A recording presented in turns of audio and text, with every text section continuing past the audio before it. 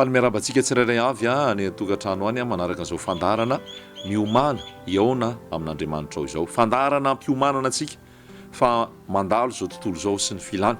Zavapoana dia zavapoana hoy ny ao am-pitory-teny. Zavapoana sy misambo-drivotra izao rehetra izao. Mandalo izao rehetra izao ary hoy ny teny hoe 70 taona na 80 taona raha tahiny mateza ny fiainan'ny olona eto amin'ity tany ity. Fa aoriana ny fiainana eto tany dia misy ilay fiainana maharitra mandrakizay na ho amin'ny fiadanana, fitsaharana, fahasambarana, fifaliana mandrakizay na ho amin'ny fijaliana, fahoriana mandrakizay. Dia fampiomanana antsika tsirairay avy izao fandarana izao hoe miomana eona amin'Andriamanitra ao, miomana eona amin'Andriamanitra ao. Jesosy Kristy Tompo izay niteny fa ho avy hiverina indray dia mahatoky izy ary marina ny teny izay lazainy. Tsy mivadika amin'ny zavatra notenenina izy, tsy mivadika amin'ny teny izay nolazainy izy, fa rehefa nilaza izy fa hiverina indray dia marina ny teniny, na ho ela na ho aingana dia marina ny teniny. Fa tompotra ny fiverenan'i Jesosy Tompo ary amin'izay mahatompotra izay ny mbola mahatonga ny afatra hifatoka amin'izay hoe fampiomanana antsika ny amin'ny fiverenan'i Jesosy Kristy Tompo izay eny amin'ny raho ny lanitra. Mo vonona ve ianao raha ho avy eny amin'ny raho ny lanitra Jesosy? Mo manateny izany ve ianao? Mo fantatrao ve fa ho avy eny amin'ny raho ny lanitra Jesosy? Tsy anganongano zany, tsy resaka fotsiny zany, fa voalaza marina ato amin'ny Baiboly ary tena famarinana mipetraka mari-pototra tsara ny amin'izany hoe fiverenan'i Jesosy eny amin'ny raho ny lanitra zany. Aka ny fiangonan'i Jesosy Kristy. Movy ianao anisan'ny fiangonan'i Jesosy Kristy. Movy ianao anisan'ilay fiangonana madio, masina, tsisy petipetina, tsisy fikentronana, tsisy fahaltona, fa ilay fiangonana tsy sikianina, fa ilay fiangonana be voninahitra. Fa araka ny voalazany amin'ny Efesianina dia ilay fiangonana be voninahitra sy tsy manatsiny no ampiakaran'i Jesosy Tompo rehefa ho avy eny amin'ny raho ny lanitra izy. Raisika ny Matio 5:20 ao anatin'izay resaka fiverenan'i Jesosy izay ihany andininy voalohany. Matio 5:20 andininy voalohany.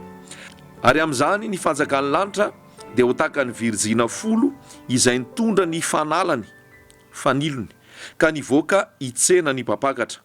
Ary ny 5 tamin'ireo dia adala, fa ny 5 kosa endry.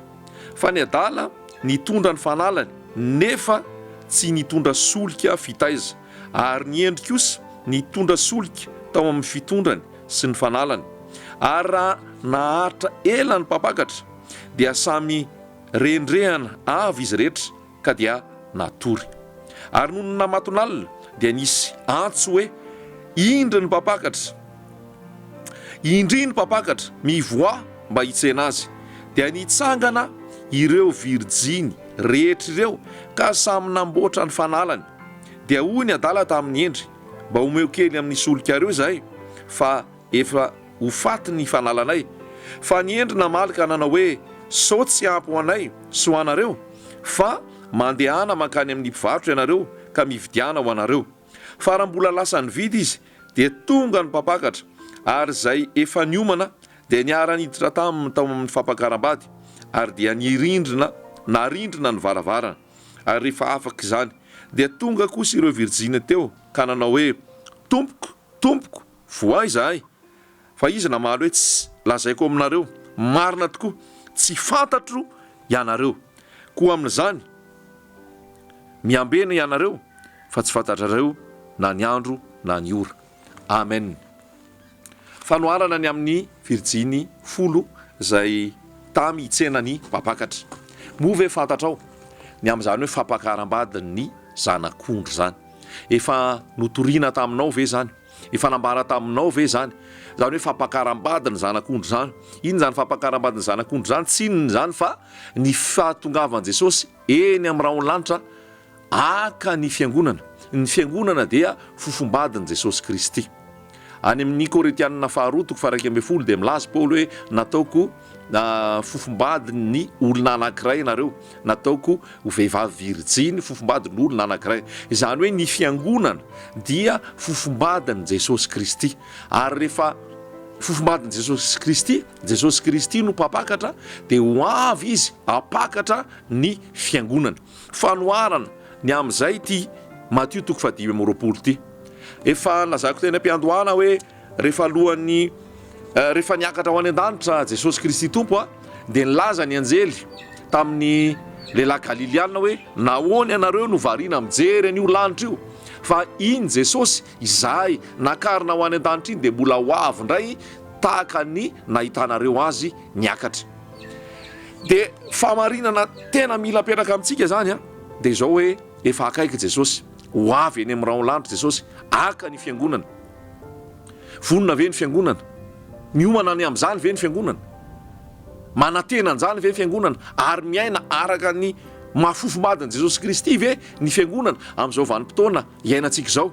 Fa Jesosy Kristy dia efa nilaza mihitsy any amin'ny Jaona 4:10 hoe andeha dia anamboatra fitoerana ho anareo ary rehefa voavoatra ny fitoerana dia ho avy indray aka anareo ary any amin'izay misy any amin'izay hitoerako no hitoeranareo. Manana an'izany fanantenana zany ve? Mino n'izany teny zany ve? Miorona amin'izany teny zany ve ary miaina amin'izany fanantenana zany ve ny fiangonana amin'izao fotoana? Mampalahelo mahita ny fiangonana amin'izao fotoana fa ny ankamarony izay milaza fa fiangonana Jesosy Kristy dia matory. Hitantsika eto le virginy 10, adalany 5, endriny 5 dia hoy izy hoe naharitrela ny mpapakatra dia samy rendrehana avy izy rehetra ka dia natory. Izany hoe i Jesosy Kristy niakatra ho any an-danitra dia miandry ny fiangonana dia maharitrela ny fiverenan'i Jesosy Kristy dia tsy misy tsony le fanantenana, tsy misy tsony le finoana, tsy misy tsony le fiambenana sy tsy le fatoriana dia rendremana dia matory avokoa ny fiangonana amin'izao fotoana. Ary rehefa milaza ianao ny amin'ny fiverenan'i Jesosy eny amin'ny raha lanitra aka ny fiangonana na ny mpitandrina na izay mpitondra fivavahana, rehefa lazanao ny amin'ny fiverenan'i Jesosy dia tsy maharototra azy zany, tsy mamaika azy zany, ary rehefa tsy mamaika azy zany filazantsara hafa no toriana, filazantsara tsy mitory ny fibebahana, filazantsara tsy mitory ny fahamarinana, filazantsara tsy mitory ny fampakaram-badiny zanak'ondry. Raha manontany ianao fotsiny manaraka an'izao fandarana izao, tany amin'ny fiangonana izay nalehanao, tany amin'izay fikambanana nalehanao na trano fivavahana nalehanao, oviana no nambara taminao izany hoe fiverenan'i Jesosy zany. Oviana no nambara taminao, oviana ny farany ny fitoriana nisy izay nilazany amin'ny hoe iverin'i Jesosy aka ny fiangonana. Anjaranao ny mamaly. Oviana no nambara taminao zany hoe fahamasinana, nambara taminao zany hoe fatahorana an'Andriamanitra, nambara taminao zany hoe fankalana zao tontolo zao, ny fitiavana an'Andriamanitra, fiankofana eo anatrehan'i Jesosy Tompo ary ny fiomanana ny fiverenany. Mampalahelo fa raha mamaly izany tsika dia vitsy ny anambara fa izany no loha hevitra, izany no afatra tena mipetraka amin'izao fotoana, fa no mifanohatra amin'izay ny zavatra mipetraka, lasa matory ny fiangonana. Ary rehefa matory ny fiangonana dia tsy manana an'ilay jery, tsy manana an'ilay vision, le vina ny aminy hoe iomana ny reto fiangonana reto ny amin'ny fiverenan'i Jesosy, fa lasa zavatra hafa notoriana, zavatra tsy mitondra fiainana notoriana, zavatra tsy mampatonga ny olona hanatena ny amin'ny fiverenan'i Jesosy notoriana, fa zavatra mampiraikitra amin'ny olona amin'ny eto tany, zavatra ny tany, zavatra ao anatin'ny fahamazinana. Ary misy ara dia voalazan'ny Petera any amin'ny epistiliny any hoe misy ny olona no avy anirantsira any amin'ny Petera 2:7 dia hoy izy hoe 9:7 hoe fahafantatrareo voalohany indrindra fa amin'ny andro farany dia isy mpaniratsira avy anirantsira mandeha araka ny filany ka manao hoe aiza ny teny fikasana ny amin'ny fiaviany, fatra izay no dininy razana mandry dia maharitra tsy miova ny zavatra rehetra, eny ary samy nanaovana an'izao tontolo izao azy. Fa minijambo reo milaza reo hoe tsisy zavatra miova, tsisy zavatra fiverenan'i Jesosy zany, tsisy an'izany fiverenan'i Jesosy zany ary tsy miomana any amin'izany tsika fa ny zavatra eto tany aloha ny iainantsika dia eto tany ihany ny iainantsika. Ary ny tompo ary milaza hoe tsisy malala na ny ora na ny fotoana fa dia tsy mieritreritra zany fiverenan'i Jesosy zany fa zay zavatra eto ihany. Dia hoy izy hoe minijambo reo ka tsy mahalala fa nisy hatramin'ny ela ny lanitra ary nisy tany koa izay niseho avy tamin'ny rano, sady rano no nanaovana azy avy tamin'ny tenin'Andriamanitra. Ary rano koa nandravana azy ireo rehetra tany aloha tamin'ny nanasaforana azy. Fa izao lanitra sy tany ankehitriny izao dia azon'ny zany teny zany ho amin'ny afo ka tehirizina ho amin'ny andro fitsarana sy ny fandringanana ny fanaratsy. Nefa ary malala izao zavatra iray loha izao no aoka tsy ho adinonareo.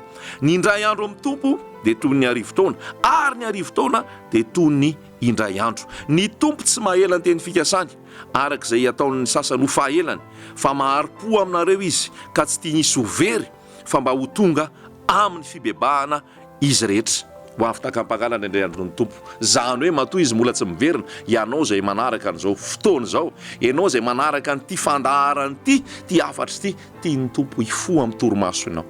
Tian'ny tompo hifoha amin'ny torimaso ianao. Tian'ny tompo tsy hiraikitra amin'ny filazany tsara ny tany ianao. Resaka évangile de prospérité, resaka fahombiazana eto tany, resaka fahafolo-karena, resaka politika, resaka fijejojejona, resaka aitraitra, resaka filanofo, zay mamaika ny olona ary mahatonga ny olona hivavaka mba ahomby eto tany. Fa ny fivavahana anie tsy resaka hoe fahombiazana eto tany, resaka fivavahana anie tsy resaka hoe famahana ny olana sy zavatra ara-tsosialy eto tany, fa ny fivavahana, ny finoana, ny fibebahana, ny fiarahana amin'ny Jesosy Kristy dia ny ovan'ny fo, ny ovan'ny saina, ny ovan'ny toetra, ny ovan'ny olona mihitsy ho tonga azy nateraka indray, ho tonga azy olom-baovao hiara-hiakatra amin'ny Jesosy Kristy eny amin'ny raha lanitra. Zavatra ambaran'ny tompo dia zao tsy hiara-hiakatra daholo ny olona rehetra, fa misy dimy ho taraiky, misy dimy ho akarina, nefa ireo samy virjiny daholo. Ny atao hoe virjiny zany dia ny fiangonan'i Jesosy Kristy. Ny atao hoe virjiny dia ny olona nino nanaiky an'i Jesosy Kristy. Fa tao amin'ilay olona nino, le olona nanaiky an'i Jesosy Kristy dia nisy anankidimy taraiky tsy tafiakatra, fa nisy dimy tafiakatra. Izy amin'ireo no misy anao. Amin'izao fotoana ny olona dia tsy manambara an'i Jesosy lay mpapakatra, fa lasa Jesosy hafa ny toriana. Jesosy maka fahafolo-karena, Jesosy miditra any an-tranonao maka ny voaloham-bokatra, Jesosy maka ny fanatitrim-paminany, Jesosy maka ny vary, maka ny akoho, maka ny vorona, maka ny akoho amam-borona isam-bolana, isaky ny 3 volana. Jesosy manao voka-dehibe, Jesosy manao fantarana. Tsy zany no Jesosy ato amin'ny baiboly, tsy zany no ambara ato amin'ny baiboly, fa Jesosy manafaka amin'ny fahotana, Jesosy manafaka amin'ny fahazaran-dratsy, Jesosy manafaka amin'ny fitiavana n'izao tontolo izao sy ny zavatra eto amin'izao tontolo izao. Jesosy mamela heloka, manome fanahy masina ary mitarika ho amin'ny fialana n'izao tontolo izao sy ny fomba n'izao tontolo izao, mitarika ho amin'ny fatahorana anazy, fitiavana anazy, fiandrasana anazy. Fa mampalahelo fa rehefa matory ny fiangonana, ary matory mihitsy ny fiangonana amin'izao fotoana izao, ary izao fiangonana izao dia voalaza ohatra ny any amin'ny apokalipsy toko fahatelo izay raha tsy disa hoe taka ny fiangonana Sardisy, manana anarana ho velona, kanjo maty ihany. Zany no ambaran'i Jesosy Kristy amin'ny fiangonana amin'izao fotoana. Ianao mpitandrina, pastera, mpaminany, apôstôly, milaza ho mpitondra fivavahana, mifoaza amin'ny torimaso. Tsy ny évangile de prospérité no hamonjy ny fiangonana, tsy resaka fananam-bola, fananan-karena, fahombiazana eto tany sy ny resaka fanjakana eto tany no hampiomanana ny olona, tsy resaka zavatry ny tany no hampiomanana ny olona, fa resaka fahamasinana, resaka fialana fahotana, resaka fahamarinana, resaka tsy fanaovana kolikoly, tsy fandaingana, tsy resaka alatra, fa tena fialana amin'izany rehetrarehetra zany, fahamasinana, fahadiovam-po, tahotra an'Andriamanitra ary fiomanana ny amin'ny fiverenan'i Jesosy. Mampalahelo fa rehefa matory ny fiangonana dia lasa fiangonana manao politika, lasa fiangonana miandany amin'ny olona, lasa fiangonana misara-bazana, lasa fiangonana miady, lasa fiangonana mifampialona, lasa fiangonana maloto ny fiangonana amin'izao fotoana.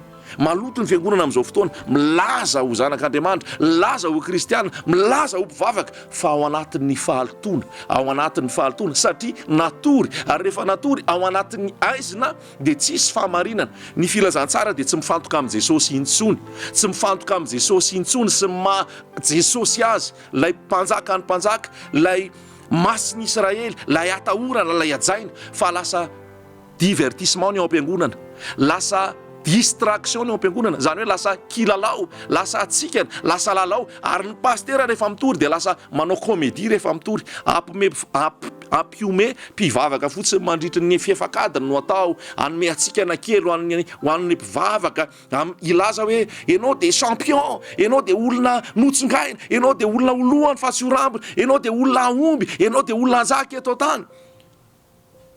fa ambadika izay tsy tenenina fa ianao de raha ao anatin'ny fijangajangana ianao de hoary fahaverezana, ianao raha ao anatin'ny fimamona sy ny fisotroana de ao anatin'ny fahaverezana, ianao raha vao ao anatin'ny tokantrano imaso tsy misora-panambadiana nefa mandeha mitokantrano fotsiny tahaka ny mpivady de ao anatin'ny fahalitoana, ao anatin'ny fijangajangana ary ao anatin'ny fahaverezana zany. Misy ny pastera zay divorcé remarié, zany hoe ny sara-panambadiana manambady ray zay fahotana sy fijangajangana eo anatrehan'ny tompo de manaiky an'izany ny fiangonana ary ny ao am-piangonana de sala am'izany daholo. Matory ny fiangonana ary zavatra ny lasan'ny marina tsy ny rarahina tsony ary ny zavatra tsara lasa natao ratsy ary ny ratsy natao tsara. Loza nareo ny voalaza atao amin'ny tenin'Andriamanitra fa ny tsara lasa natao ratsy ary ny ratsy natao tsara. Maloto ny fiangonana, matory ny fiangonana, variana ny fiangonana amin'ny resaka vola, fitadiavana, arena, fananana, fampiroboroboana ny eto tany ary famporisihana ny olona iraikitra amin'ny zavatra eto tany. Tompo amindra fo amintsika, tompo amindra fo amintsika. Noho ny anarany, noho ny ataon'ny kristianina, noho ny ataon'ny mpino, no mahatonga ny filazantsara voaloto, no mahatonga ny anaran'i Jesosy tsy ho voambara. Movy ianao le virjiny 10 endry sa le virjiny 10 adala. Ny virjiny 10 endry de natahirin'ny solika, natahirin'ny fanala, natahirin'ny fanamasina, natahirin'ny tenin'Andriamanitra, ny toetra atao amin'ny fahamarinana. Mifoazy ianareo zay matory, mitsangana maty ampazava anao Kristy. Fa zao de ankehitriny zao de fotoana tokony ifoazatsika ho avy any amin'ny raolanitra Jesosy. Fa ny atsasany ho taraiky, ny atsasany ho tafiakatra. Isy roa eo am-pandriana, ny ray ho akarina, ny ray ho avela. Misy roa any an-tsaha, ny ray ho akarina, ny ray ho avela. Misy roa ao tanàna, ny ray ho akarina, ny ray ho avela. Isan'ilay ho akarina ianao sa isan'ilay ho avela. Fa mahatonga anao tsy ho tafiakatra de tsy fisiny ny fanamasina ao aminao, mitarika fankatoavana an' Jesosy, mitarika fatahorana an'Andriamanitra, mitarika fitiavana an'Andriamanitra. Satria rehefa tsy ao ny fanamasina de ny saina no mandeha, ny nofo no mandeha. De matory ny fiangonana amin'izao fotoana fa mila mifo ny fiangonana. Mifo ny fiangonana, tsy variana amin'ny resaka arabola, tsy variana amin'ny resaka hirahira, gala evangelika sy ny fankalazana jobily fa 10 taona, fa 15 taona, fa 20 taona ao anatin'ny atsikatsikana sy ny lalao sy ny korana, divertissement. Fa tsy milaza hoe mibeba ianao fa ho avy any amin'ny raolanitra Jesosy. Tsy milaza hoe manamasina ny tenanao, amasiny Jesosy ho tompo amam-ponao. Tsy milaza hoe matahora an'Andriamanitra. Tsy milaza hoe aza ty zao tontolo zao na zay zavatra eto amin'izao tontolo zao, fa zay ty zao tontolo zao de tsy ao anatin'ny fitiavana ny ray. Zay misakaiza amin'izao tontolo zao de fahavalon'Andriamanitra. Mifoazy ianao mpitory filazantsara. Ampiomana ny olona ny amin'ny fiverenan'i Jesosy, ianao miomana ny amin'ny fiverenan'i Jesosy ary ataovy azonao antoka fa ho avy Jesosy ary ataovinao antoka fa ho tafiakatra ianao de ikikika ihany koa ianao. Fa zay voalaza hoe noho ny mamatonalina de nisy feony ikikika hoe indriny mpapakatra. Mikikika koa zay amin'izao fotoana izao. Tsy hitady ny volanao, tsy hitady ny arenanao, tsy hitady ny fanananao, tsy hitaonanao ho amina tokom-pivavahana na ho amina fikambanana, fa hitaonanao hoe miala amin'ny fahotana, mantsira ny fijangajangana, miala amin'ny kolikoly, miala amin'ny fanompotsapy, miala amin'ny risoriso, miala amin'ny fahotana. Ny rahan'i Jesosy manadio, ny rahan'i Jesosy manafaka, ny rahan'i Jesosy manamarina.